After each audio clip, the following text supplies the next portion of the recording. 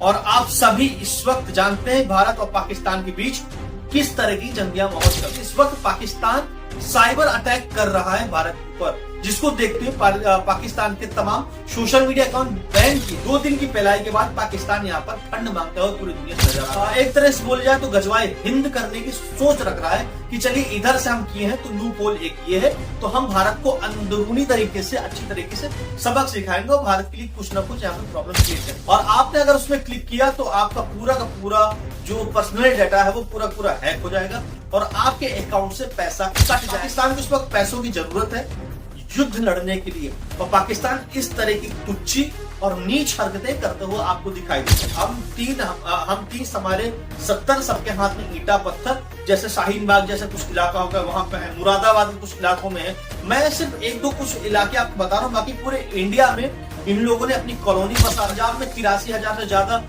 Pakistani Muslims थे जो भारत में रह रहे थे, उनको खदेड़ने की कोशिश करी है भारत। इस तरीके क्योंकि वो इंडिया में है तो उनके पास इंडिया की सिम है, उनके पास इंडिया में काम करने का बहुत अच्छा नेटवर्क है। ये जो लूप होल उन्होंने पाकिस्तानियों ने ढूंढा है ये बहुत ही ज्यादा खतरनाक है भारत के लिए।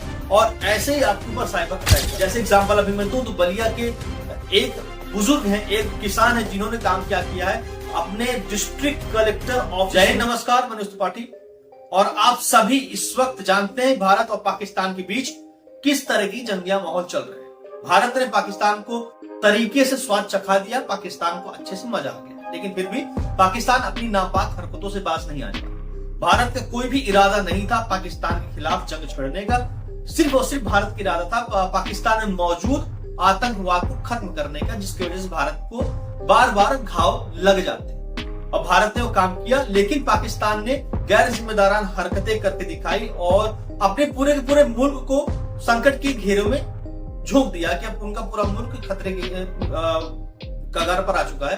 इसका मतलब ये नहीं कि भारत में कोई खतरा नहीं, भारत पर खतरा भी था, लेकिन भारतीय फौज ने और भारतीय डिफेंस सिस्टम ने बखूबी पाकिस्तान के नापाक इरादों को ध्वस्त किया जो बॉर्डर के जरिए लड़े जा रहे थे। लेकिन इस वक्त पाकिस्तान साइबर अटैक कर रहा है भारत पर, जिसको देखते हुए पाकिस्तान के तमाम सोशल मीडिया अकाउंट बैन किए गए, यूट्यूब चैनल बैन किए गए, ट्विटर अकाउंट बैन किए गए, यानी कि आज के जमाने के एक्स अकाउंट बैन किए गए, ताकि पाकिस्तान की तरफ से कोई भी मिसलीडिंग इंफॉर्मेशन इंडिया की तरफ स्प्रेड न किया। क्योंकि पाकिस्तान इस बीच काफी ज्यादा misleading information, AI generated videos और काफी ज्यादा साइबर अटैक कर रहा था, माइंड वॉश करने की कोशिश कर रहा था। तो भारत ने एक हद तक कोशिश करी है पाकिस्तान को रोकने की।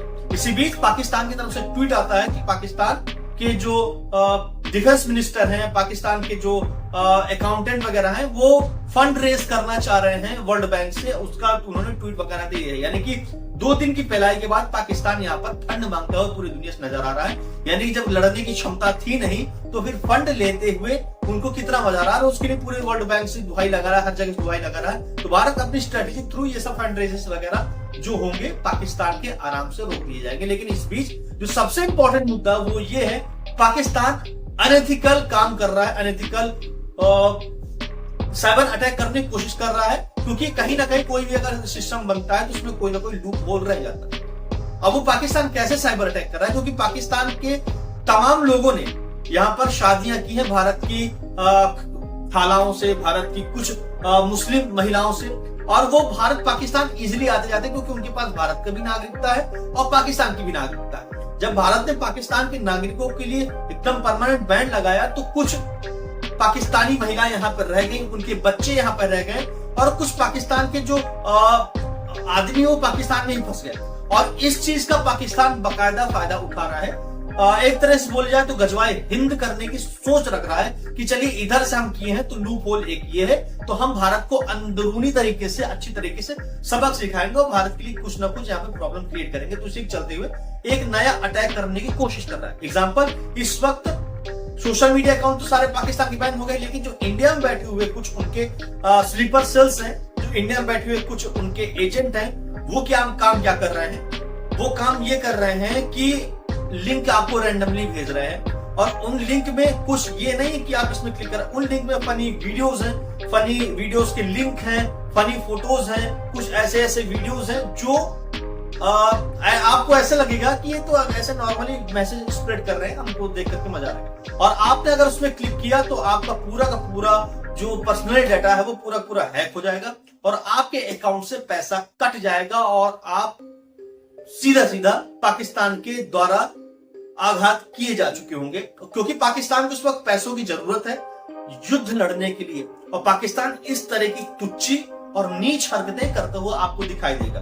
और ये पाकिस्तान के स्लीपर सेल्स कौन है? पाकिस्तान के स्लीपर सेल्स यही लोग हैं जो भारत पाकिस्तान के बीच रिश्ते जिन्होंने कायम किया शादी का, और उनकी बेगम यहां पर है और उनकी बेगम के बच्चे यहां पर मौजूद है। यानी कि हम तीन हमारे 70 सबके हाथ में ईटा पत्थर, जैसे शाहीन बाग जैसे कुछ इलाका होगा वहां पे है, मुरादाबाद के कुछ इलाकों में है। मैं सिर्फ एक दो कुछ इलाके आपको बता रहा हूं, बाकी पूरे इंडिया में इन लोगों ने अपनी कॉलोनी बसा रखी है जिनको पहचानना थोड़ा सा बड़ा ही मुश्किल है। अभी लोग काफी बिलबिला रहे थे। पंजाब में 83,000 से ज्यादा पाकिस्तानी मुस्लिम्स थे जो भारत में रह रहे थे, उनको खदेड़ने की कोशिश करी है भारत ने, लेकिन वो जो भारत ने जो लॉक लगा दिया ना कि पाकिस्तान के लोग पाकिस्तान में ही रहे और जो भारत में फंसे भारत में फंस गए हैं। और वो जो फंसे लोग हैं वो इस तरीके, क्योंकि वो इंडिया में है तो उनके पास इंडिया की सिम है, उनके पास इंडिया में काम करने का बहुत अच्छा नेटवर्क है। ये जो लूप होल उन्होंने पाकिस्तानियों ने ढूंढा है ये बहुत ही ज्यादा खतरनाक है भारत के लिए, और ऐसे ही आपके ऊपर साइबर अटैक कर रहे हैं। तो साइबर अटैक से बचिए,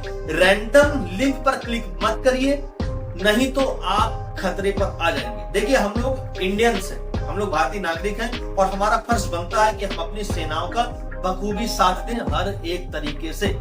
जैसे एग्जांपल अभी मैं दूं तो बलिया के एक बुजुर्ग हैं, एक किसान है जिन्होंने काम क्या किया है, अपने डिस्ट्रिक्ट कलेक्टर ऑफिस में 2 से 3 क्विंटल राशन अपनी सेनाओं के लिए लेकर के रख दिया। इसका मतलब ये नहीं है कि हमारे भारतीय सेना के पास खाने के लिए नहीं, हम लोग सेवा कर रहे हैं देश के अपने सैनिकों की, और उन्होंने एक कदम दिखाया है, अच्छा कदम दिखाया। और उनका कहना यह भी है कि मैं अपनी पत्नी के सारे गहने बेच दूंगा, आप मेरे घर पे ट्रक लगा दीजिए, लेकिन हमारे सैनिकों के लिए राशन की कमी नहीं होना चाहिए। तो इस तरह की मानसिकता हमारे देशवासियों की है और ये इस तरह की मानसिकता होनी चाहिए। जो जिस फील्ड में काम कर रहा है, चाहे वो सोशल मीडिया में काम कर रहा हो, चाहे वो आईटी सेल में काम कर रहा हो, चाहे वो पुलिस में काम कर रहा हो, किसी भी डिपार्टमेंट में काम कर रहा हो, अपने अपने डिपार्टमेंट के जरिए भारतीय सेना को जितना हो सके सपोर्ट करिए, चाहे वो राशन के जरिए हो, चाहे वो पैसे के जरिए हो, चाहे इमोशनली हो, चाहे टेक्नोलॉजी के जरिए हो।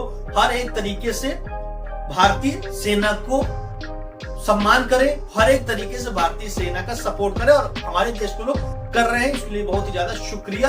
लेकिन जो पाकिस्तान की तरफ से जो स्ट्रेटेजिक ये जो वॉर चल रही है बड़ी खतरनाक है। मैं क्यों ये वीडियो अपने इस चैनल पे डाला हूं, उसका रीजन ये है क्योंकि हल्का फुल्का सोशल मीडिया की जानकारी रखता हूं, और जो पाकिस्तान की तरफ से किस तरह की नापाक हरकतें चल रही हैं उसके बारे में बताना एज अ रिस्पॉन्सिबल पर्सन और इंडिया का सिटीजन होने के नाते मेरी जिम्मेदारी थी, और मैंने ये काम किया अपनी तरफ से बखूबी। अब आपको क्या लगता है कि आप अपने तरीके से भारतीय सेना के लिए, भारत के लिए क्या काम कर सकते हैं, वो आप करके दिखाइए। अभी आपकी बारी है। फिलहाल इस वीडियो में इतना ही। मेरी कोशिश अपने सेना के लिए ये थी, आपकी कोशिश क्या है कमेंट करके जरूर बताइएगा और अपनी तरीके से काम करके जरूर दिखाइएगा। मिलते हैं अगली वीडियो में, तब तक के लिए जय हिंद, नमस्कार।